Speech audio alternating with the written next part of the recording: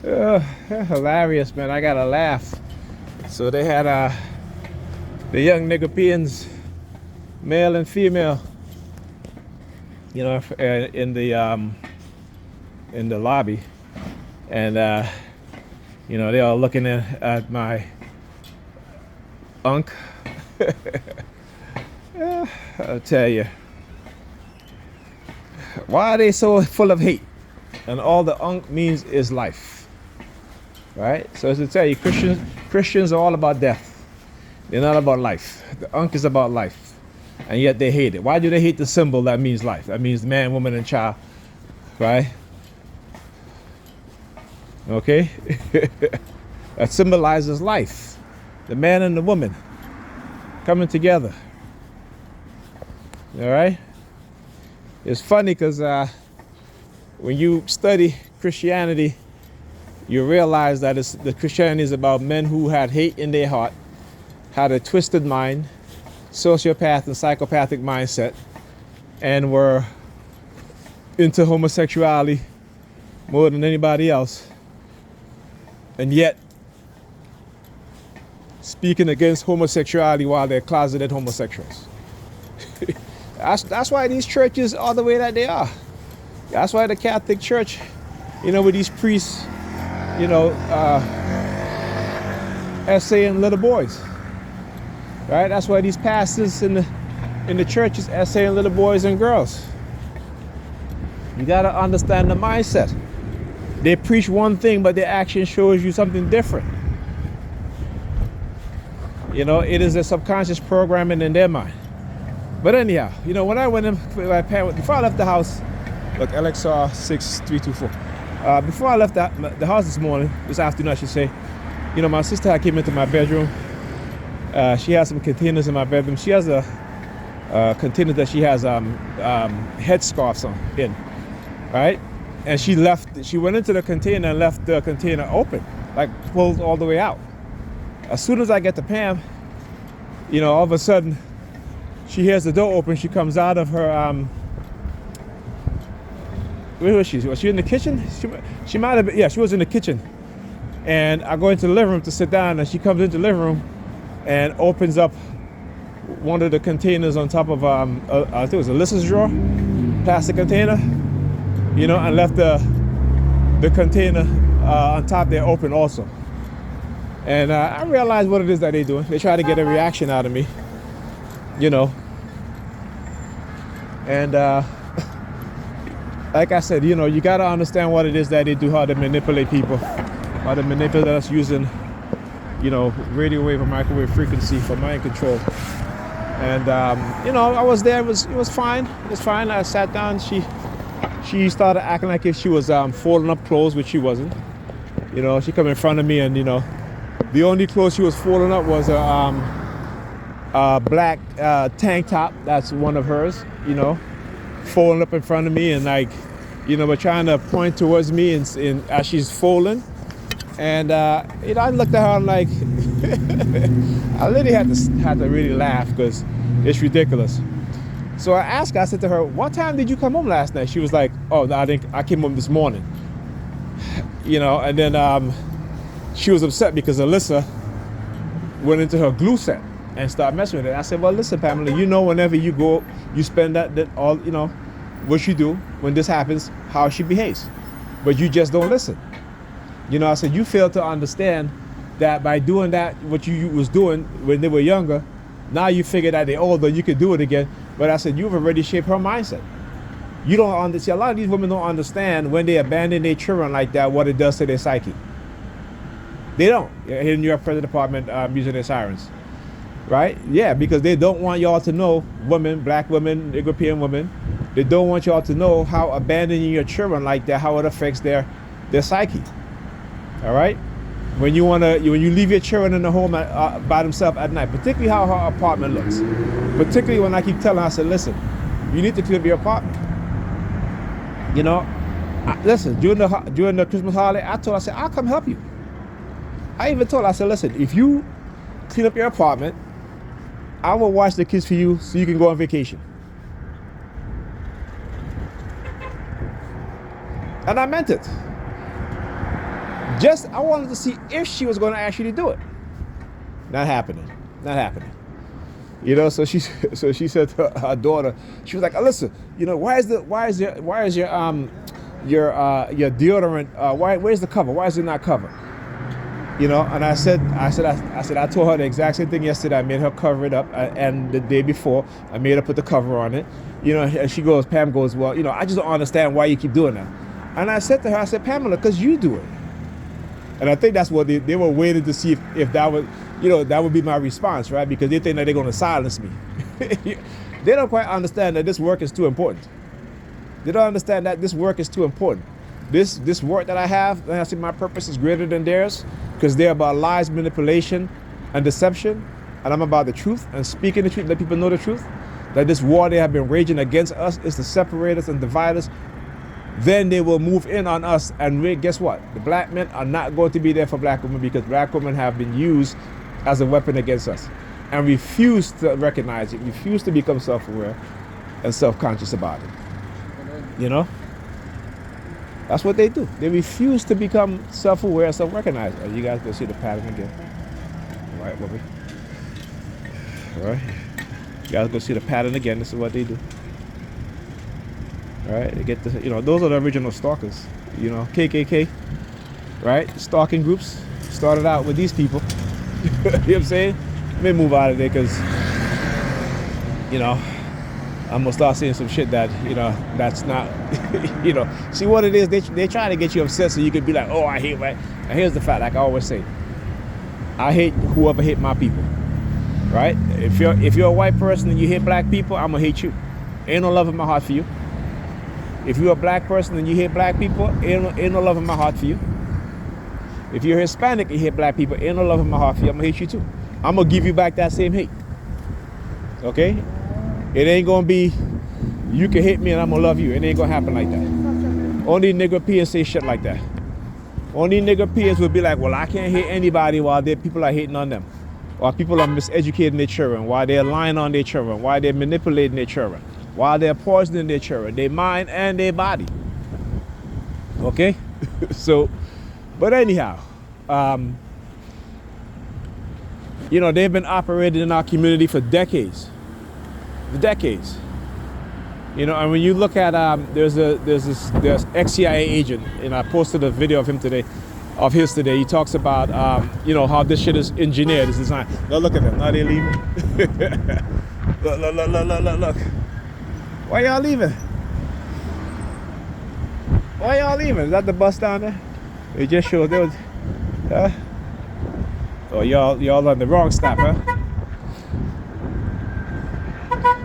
There's a bus coming. Ooh, it is windy. I gotta stay over here. Whew. This wind is coming from that direction. I gotta stay right here.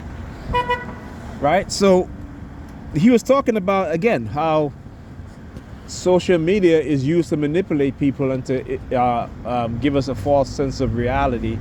And so now you have a loneliness epidemic, right? Because most people are more connected online as opposed to in person. But it is the weaponization. When I talk about cognitive warfare, neurocognitive warfare, the weaponization of social media, right, or what they call fifth generation warfare, you see the effect. And we as TIs have been telling people for decades about this stuff, because again, they have to engage in experiment within the society to see how it works. But not only that, to see how they can manipulate a population of people to attack others based off of false narrative, lies, half-truths, whatever, you know, and manipulation.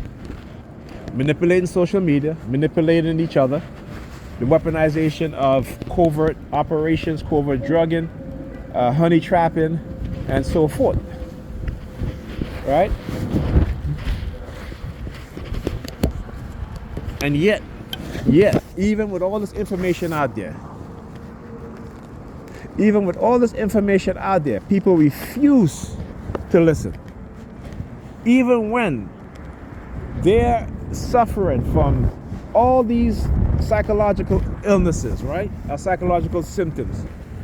Don't even understand why. Because guess what? you can't see it. You know, cognitive warfare is something that you cannot see. All right? It is invisible to the human eyes. Okay, the only how, and I shouldn't say invisible to the human eyes, but for most people it is invisible. All right? Until you start to understand what is happening instead of just reacting to it. And you know, you have no choice but to react to it because it's something that they've done to your psyche, to your subconscious. So when people tell you, oh, you shouldn't react to it, you cannot help but react to it because you're programmed. It's a big difference. This is what happens when people don't quite understand the human mind and how the human mind can be manipulated, how it can be programmed. Just like a computer. You can upload a psychological virus, just like you can upload a biological virus, chemical virus, you know what I'm saying? You can do that. They've been able to do that. They've been able to engineer our mind, not only through social engineering, right? But through also coercive psychological programming. Okay? And through the use of the radio wave and microwave spectrum, the weaponization of that by creating weaponized technology based off of those frequencies to manipulate our minds. And yet people refuse to understand that. You can go online and go to NATO Cognitive Warfare Symposium, NATO Cognitive Warfare Alerts, right? And when you hear about certain countries in Europe who have now begun teaching their citizens about cognitive warfare so they can recognize it, because the only how you're able to recognize it is if you know about it. If you don't know about it, then you can't recognize it. And this is why I do what I do. This is why others here before me did what they did, right? In terms of exposing what it is that's being done.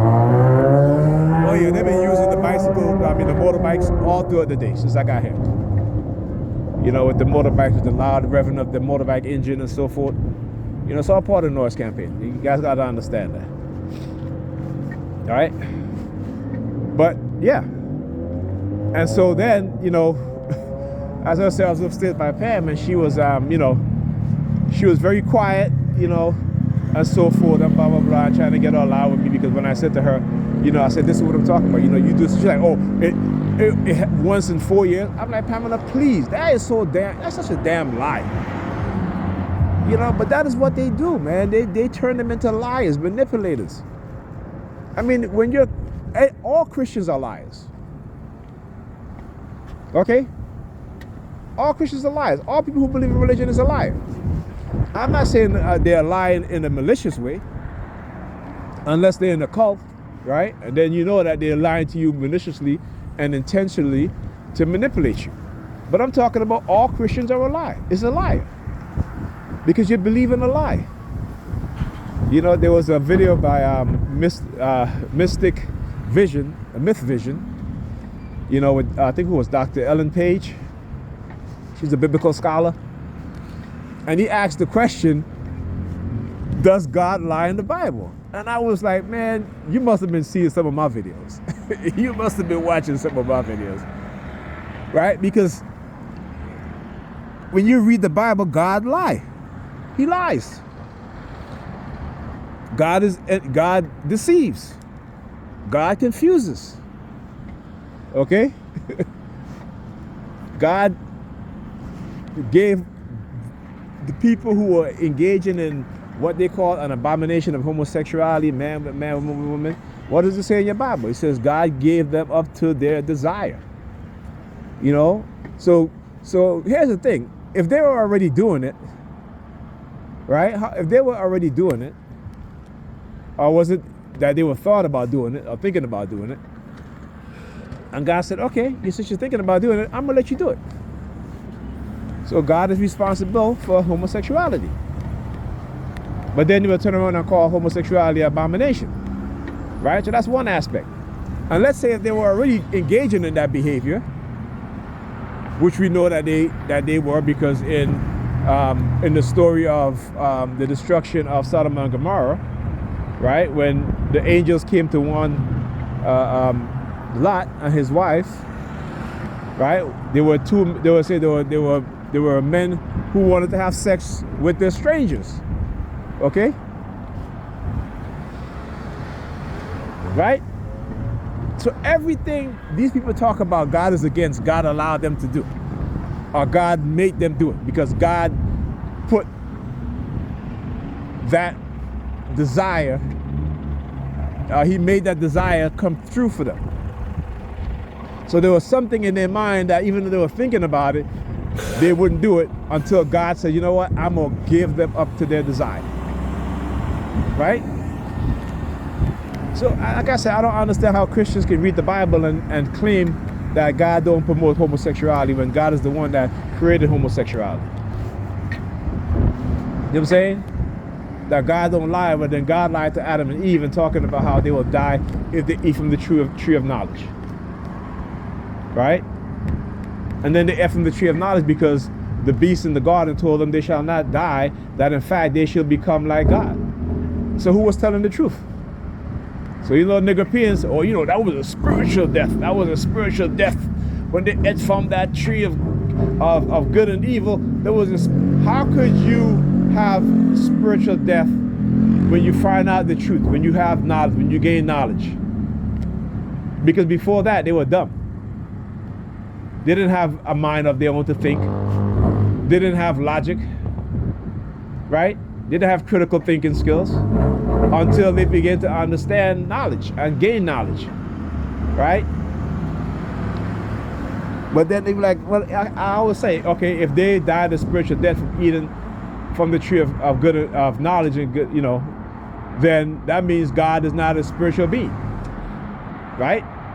Because look, after they ate from that, after they ate the fruit, what did for the fruit of knowledge? What did God say? He says, look, man has become just like us. So if you're telling me Adam and Eve died a spiritual death, and God said man has become just like us, that means God is not a spiritual being. That God is spiritually dead. Okay? So I want to know how they're going to explain that shit. But I'm sure they're going to find some cockamamie way to explain that shit. That's going to sound really bullshit, but you know Christians going to believe that shit any damn way, right? That's how, because they're dumb animals. Sheeps.